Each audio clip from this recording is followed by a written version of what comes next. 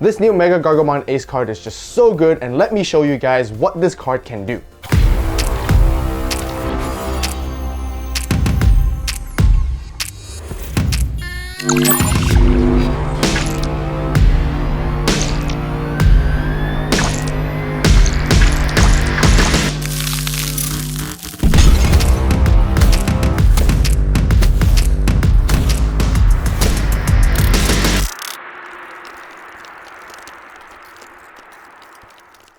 Okay, so for our first game of the MegaGargomon deck, we're going to be playing up against the Myotismon. Really exciting to be trying out these new cards and this entire new deck. Looking at our opening hand, doesn't look the greatest. I am kind of debating that I kind of want a mulligan, even though we're going second.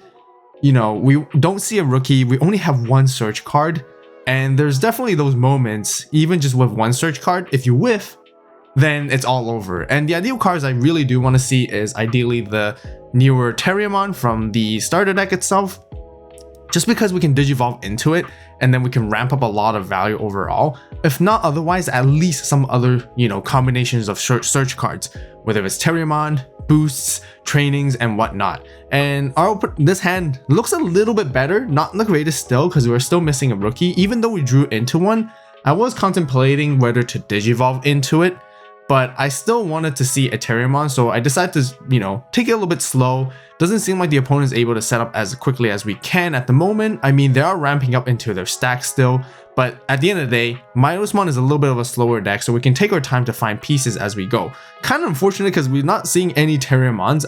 At this point, I just finally, decided to, yeah, I don't think we can wait too long any longer, so gotta digivolve into this Lotmon just to cycle an extra card, make sure we have a rookie so we can at least start establishing some attacks. At the end of the day, the goal of the deck in the beginning is really to try to get into Rapidmon as quickly as possible, so we can use Rapidmon to make security checks and attack, and we'll be safe with Armor Purge in most cases, and then we can sort of build our stack from there and get into a MegaGargomon Ace potentially afterwards. But the only reason why I don't like to digivolve Lotmon, which is why I don't play a lot of those, is simply because you're gonna have to pay a full cost with Rapidmon. And you're not gonna be able to digivolve for 3, you're gonna have to digivolve for 4, which is quite a lot to pay with. We do have a lot of resources to work with. We have Henry, we have the memory boost, training cards to sort of like help alleviate some of the expensive memory costs we're gonna have to pay if we're gonna go for that play. But at the same time, we're just gonna sit tight a little bit. I do find myself the Gargomon, so we can potentially digivolve on top of it for much, you know, fewer costs. We're gonna go for the Double Typhoon to help us find some more pieces. Now, we did end up getting the MegaGargomon Ace, which we have one in the hand originally. This is kind of those components where now you kind of lose the surprise element, because the thing is, like, you know, when I had it in my hand to begin with, I could go into a Rapidmon potentially and then sort of wait and bait and surprise the opponent. But now that I reviewed it off a search, the fun, excitement, sort of surprises goes away, because it means that if we grab it, then they know for sure we have it. If we don't grab it, it's also kind of indicating to the opponent that we might have it in our hand already too. And they would second guess and second think. But we're just gonna climb up the stack traditionally this way then. We're gonna go into the newer Rapidmon, the level 5 one, so that we can de-digivolve them. And we also have protection. I noticed that they have retaliation in their stack with the Bakemon or Bakemon underneath their Myotismon, but thanks to the Rapidmon protection, and we do have a green tamer on board, which is Henry, can give us that kind of protection, which is going to be really good, and we don't have to worry about it, because with retaliation, it's not going to affect us at all, because we're protected from those kind of deletion effects and returning hand to deck. So it's exceptionally good against purple here too. So by going this Rapidmon, we start to pressure that we can potentially go into a MegaGargomon. We can see the Myotismons actually ramping up very quickly. They've got pretty good hits, and they have 5 Myotismon names in trash now at the moment. So potentially they can actually play Myotismon back from trash, and they just need to like get more, and then with getting more, they can then play it back and do a bunch of crazy effects. Get the delete our stuff, trash for security, which is not the ideal position that we want to be in either. So when it comes to the MegaGargomon Ace, usually what you want to do is you want to have it in your hand, so you set it up where you can either blast Digivolve against your opponents, or you can actually go for the aggressive playstyle and go straight into it yourself and start attacking. But I don't want to give the opponent too much value, just because they have so many Myotismons at the moment, and by going it too soon would be nice to assert some aggression. But the thing is, if we chip away their security and we run into MegaGargomon, that gives them the 6 MegaGargomon in their trash to work with, and they have a Yukio. And if you guys know that what MegaGargomon does, it also suspends their tamers. But although it prevents it from unsuspending, and it prevents them from digivolving the tamer, it actually isn't as good for us, just because it actually helps them to suspend their Yukio, so then your Yukio can delete itself and come out with a MegaGargomon afterwards, which is not what we want to see. So we want to force them to keep like building their stack, maybe force them to keep milling and force them to keep stacking up their pieces, which they're still, I think, a little bit stuck. But this is a really good option here that we got into. Having Giant Missile, I was thinking, okay, do I want to go for a line of aggressive play? Like I mentioned earlier, we might have to start chipping away security, because we did miss a lot of the opportunities to chip away at them in the early stages if we had a Terriermon to go into Rapidmon. But you guys can see they have 5 MegaGargomons in trash with 1 Yukio, so they can cycle back very efficiently. If we get rid of this MegaGargomon somehow and send it to trash, that means they have 6, and they can work with it immediately, and then they can start bringing back like any Malo MegaGargomon that they have, any MegaGargomon essentially. So the idea is not to go into MegaGargomon too soon. We're going to use Rapidmon to try to chip away security. I realize that this source is fine. Like if this Rapidmon gets deleted afterwards, I'm okay. I still have a Terriermon and Henry Wong to work with, so then I can actually warp Digivolve for later explosive combo if I need to. So I'm actually not too, worried about having this Rapidmon gone, because we can utilize it back from the trash.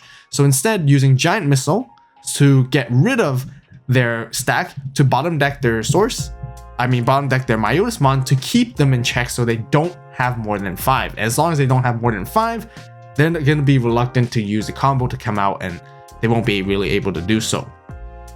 So the idea now here is try to chip away a little bit, set them up. Once they're low enough, we're going to go for the big turn explosive play to finish them off with the MegaGargomon. It looks like they are really respecting the ace, and not, trying to play around it and not like just swinging, without thinking twice. But here we know our time is up, essentially, almost. With that many MegaGargomons in the trash, they're able to go into that combo already. So we're going to continue to chip away, trying to see if we can actually finish game here. But it doesn't really look like it. I feel like as long as their Yukio doesn't suspend, then that's fine. Because if we went to MegaGargomon here, suspended their Yukio, then that means we're giving them the power to get into their MegaGargomon, being able to play them for free. So we're going to sit tight a little bit, pass them back to the memory, see what they can really do, and maybe they just try to climb up into another MegaGargomon somehow at this point from their stack with Goblimon in there. So with their 3 security down, even though we feel like we might be pressured, but we're actually trying to control, we're actually keeping the game pace in really well control. We have a lot of resources to work with. Our Henry Wong, establishing it in the early stages of the game was so much of a great payoff, because we're just constantly gaining memory back to back as long as the opponent has a Digimon. Double Typhoon, we're ready to go for some, free plays, crazy plays with it as well. We can play like a Terriermon, a Lotmon eventually, and we still have agility training. So yeah, we have a lot of resources to work with, and having this Terriermon Floodgate stops them from using their missed memory boost as well. So they wouldn't be able to gain the memory off, sort of like trying to like trash or trying to use inheritables. And yeah, we're keeping them in check. We're trying to keep it slow. So then again, we can finish them off in one big go. At the meantime, if you guys are enjoying the playmat that we're using, make sure to get your green playmat of the Cyberzone one on the AVAULT store, and I really appreciate the support. We're trying to match with the whole green theme coming up with the MegaGargomon and all that such. So yeah, definitely check it out if you haven't done so yet, and I appreciate the support. So yeah, it looks like here they're gonna go with Mist Barrier. Is it Mist Barrier or Mist Tower? I can't really exactly remember. Mist Barrier, which lets them play a Myotis back, essentially, and they know that they're gonna get pressured next turn at this point, because we have 3 attacks, and it's very easy for us to achieve an additional attack, especially knowing that we have MegaGargomon Ace, so they're gonna have to set up like a blocker. But at this point, it confirms that we can seal the deal here. We can actually just finish and go for a game. Effectively, we have a lot of line of plays. We're gonna first use Double Typhoon to bring out the Lotmon, so then we can actually give something Alliance. We're gonna go for HPD here, and I want to go into MegaGargomon. essentially. And with MegaGargomon, we can make multiple attacks, suspending our Floodgate Terriermon. But honestly, we could have just suspended the Lopmon instead because it can't attack, and then we could have suspended the Terriermon for like one of the other Terriermons for Alliance. We get to suspend their Tamers down and their blocker down now, so they can't stop us. And we're not going to be, like I mentioned, we're not going to worry about the Tamer suspended now anymore because we can just go for game, check, and finish off like that. Okay, for our second game, we're going to be playing against the Terriermon deck, which has quite a bit of X-antibody support from BT15. But anyways, looking at our hand, doesn't look great at all. Kind of like the same reason with last game, whether we're going, especially this time we're going first, I believe. We definitely want to find a rookie as we mulligan. One searching card isn't just enough, just because I don't want to go into the risk of whiffing the search, and then it's just going to be a nightmare for us for the rest of the game. So definitely going to go for a mulligan here. And the same pieces like I mentioned before, we're going to try and find those particular cards that we can, you know, have a much better start. We don't want to lose in the momentum. This one looks a little bit better here. And since we are going first, like last time, I was thinking maybe I'll just play the green memory boost and then just sort of like pass. So then I could try to find a Terriermon that I can digivolve that I wanted instead. But I did go for the Lopmon here instead of just digivolving into the other Terriermon. The other Terriermon, I want to save it to hard play to find pieces. And we did draw into with agility training, we did find ourselves the other Terriermon, which surprise that's the one that we mainly want to digivolve into instead. But that's okay, it's not too bad. We're sitting in an okay position. Definitely want to be pushing out the Lopmon as soon as we can here at this moment, so then we can establish and hatch the egg, so then we can go into that other Terriermon that we really want to instead. And the whole reason why I did this is because I don't want the same thing to happen in the previous game, because before we kind of let things roll a little bit longer than they really should have. And it gave us a lot of pressure in trying to finish. We want to be able to start attacking with like Rapidmon as per usual if we can in the early stages. And I don't want to, you know, give them too much time, because with Terriermon, they go into one big stack, and when they go into that one big stack, they definitely can get there way faster compared to the MegaGargomon deck, which we saw earlier. And when they get there, it's going to be a big problem for us. So we're going to keep on digivolving, hatching, and so to play the memory gauge as much as we can, try to control the board a little bit if we can at the same time. I kind of didn't want to digivolve into the Gargomon, but I just wanted to be memory efficient and might as well just cycle through more cards and just again cycle. That's what I want to do. Unfortunately, we're whiff on the Terriermon search here, unable to grab any 2-color card from the search because none of them was reviewed. And yeah, so when it comes to this Terriermon matchup, I'm not super familiar with it just because I haven't really played against it much since BT15. But with the Gomamon deck altogether with it, you know, I do know they tend to strip a lot of sources, which is a little bit of a counter for us because it actually plays around our Rapidmon's armor purges, which can be very beneficial for them. I see a Madoki Betamon, I just want to get rid of it right off the bat, but thanks to their Gomamon, like I mentioned, they can take down our Terriermon underneath our Rapidmon, and we no longer will have armor purge, which can be a very tricky thing for us. The other thing I do know with the X-antibody line that they have, you know, with the Gomamon X and Plesio X, they can do pretty, you know, crazy stuff with it. But the only downside for them is that because of the restriction that is effective already, they only have access to one Bukamon now instead of like the full line of Bukamon, which definitely makes it harder for them to want to swing into us, even though you know, just because they're lacking that jamming aspect, which is pretty important for the deck initially. So it's definitely slowed down on the aggressive side of things from before, and you guys can see with only one Bukamon, they're gonna have to be a lot more careful on how they want to build their deck and how they want to utilize that one copy of Bukamon too. So that can be a tricky part there for the opponent side of things. So we can utilize that to our advantage and try to push equally, and so to keep up pace as much as we can. You know, we're building a little bit of a wider board for sure, but that's okay. You know, we have resources to work with, and we want to juggle between those as much as we can too. And when it comes to that, sitting there with the Rapidmon is always a great idea because it forces our opponent not wanting to attack into us, so we can slow them down, because we can potentially blast Digivolve Ace into our MegaGargomon, and they are being respectful with it as well.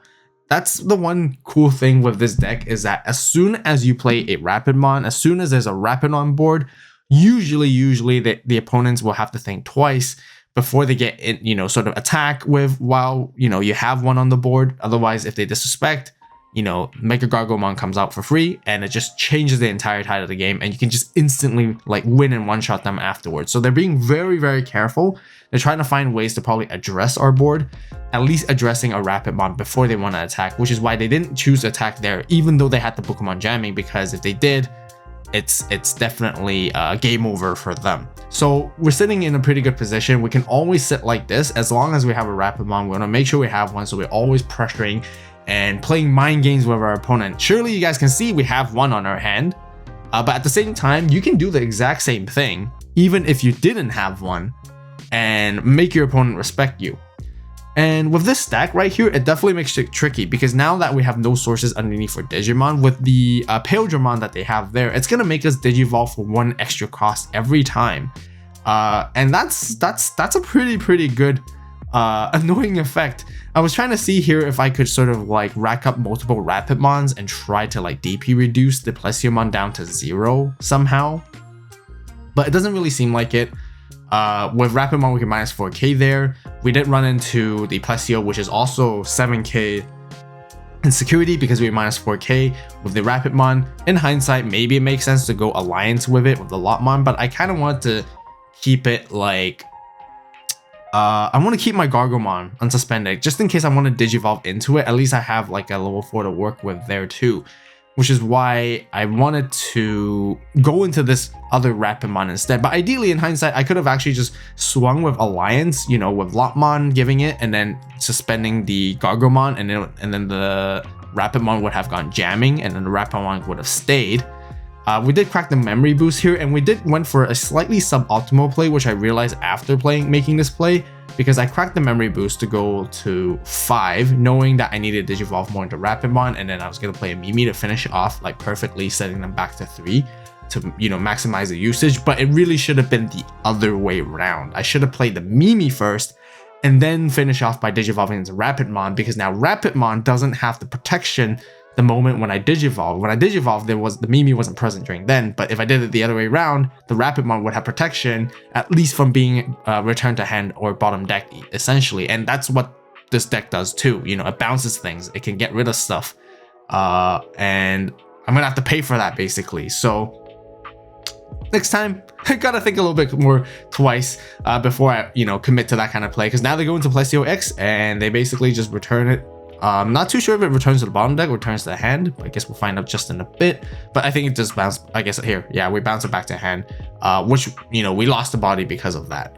And again, they're still respecting it because they don't want to swing into it while it's a Rapidmon. We're showing them we have it, and we do. We're not afraid to show them because it helps us play a little bit defensively. It slows them down, because by now, if they actually start attacking a lot, we would probably, probably would have chunked down a lot of our security. So situation doesn't look as great on our side.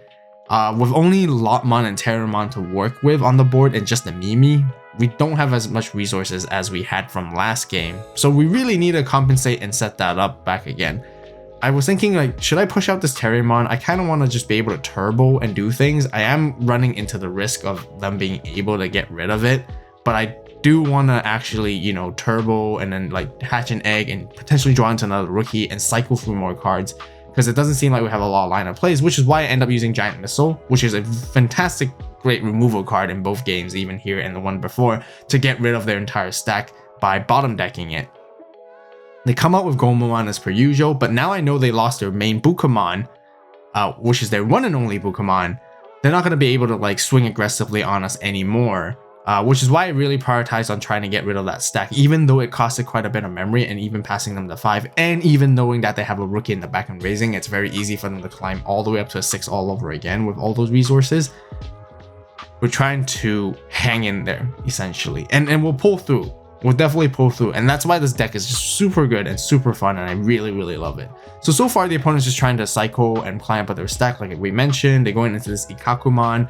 They could easily just stun our board if they swung into security, but with only 5k without jamming, it's definitely risky, you know? Like, not being able to be as aggressive as they used to be definitely gives us the opportunity to play a little bit slower, for sure. And my next plan is really trying to utilize the Terriermon and Lotmon effects the next turn trying to go into one of my Rapidmons and do the same combo again to keep pressuring and keep chipping away the security. We're trying to keep on equal levels as much as we can with both our security. We're both at 3 at the moment, so we're sitting in an okay position. It doesn't seem like they found exactly the cards that they need to build into their stack here, so this gives us a lot of advantage here. We're going to use the Terriermon, finding our Willis to play the Willis. Even though we don't get to hatch an egg, at least we can actually reduce our Digivolution cost for it to get into that Rapidmon, to delete it. And then we can also go into start attacking the security, and then we can go into another Rapidmon or play other Tamers and stuff and set up for a better board there. In other hindsight, I would argue like maybe I should have Digivolved into the newer Rapidmon first, swung with that one, which would give us in a better position, because I forgot in the moment the Gomamon actually floats back out during the opponent's turn when it would be deleted. So we could have went into the new one first, swing with it, minus 4k, but the Kakumon is still like 1k, so we're a little bit short on that. So I guess in hindsight here, yeah, we couldn't really be able to remove it other way, and there's going to be a Gomamon regardless. But here, as long as we have a Terriermon at the back, we set up a Henry, and we're actually going to be ready and to go for bigger plays. Even though they've cleared both our boards here, like as in like getting rid of our Terriermon and Lotmon, we're okay, because we're setting up and we have all the resources and everything is going to be aligned for us, and we're going to go for a really cool explosive play as soon as it gets back to our turn. They get into this Gesomon, which is pretty good, being able to bounce or bottom deck something with like no sources essentially, as well as like swinging over our Terriermon. But as well, like I mentioned, now we have Mimi, we start our memory at 3, we have Henry's going to give us an extra memory, and Willis is going to help us reduce Digivolution cost. This is the perfect tamer setup right here. You know, that's why you want to play these 3 tamers essentially, because having this combination, you're ensured to have really good plays the next turn. And I'll show you guys, and you guys will see it too. So it looks like they're going to continue to build their stack, Digivolve into their Majiromon, and yeah, with our controlling capabilities, we definitely able to survive a little bit longer on this grindier game for sure. And it looks like they're trying to find their level 6 or something that they can sort of potentially climb into. But it looks like they can't really find anything else, so they just play a Gomamon and pass us. So we're going to move up, gaining 1 off Henry. We're going to think about using the Terriermon to play the Lotmon for effectively 1 cost, and we should, because the Lotmon will help us give Alliance, which is one of the reasons why that we like to keep it in our hand instead, so we can play off the Terriermon's effect.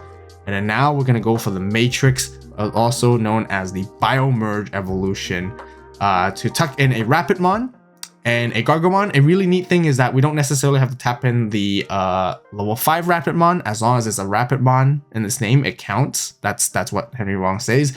I mean, yeah, Rapidmon. Essentially, it says Rapidmon. And then we would suspend Willis to reduce the cost by 1, effectively biomerging for 3 cost instead of 4 cost. And if our Terriermon was hard play to begin with, it would have Rush anyways. So we can swing for 2 checks, Lotmon with Alliance, and then unsuspend and finish the game.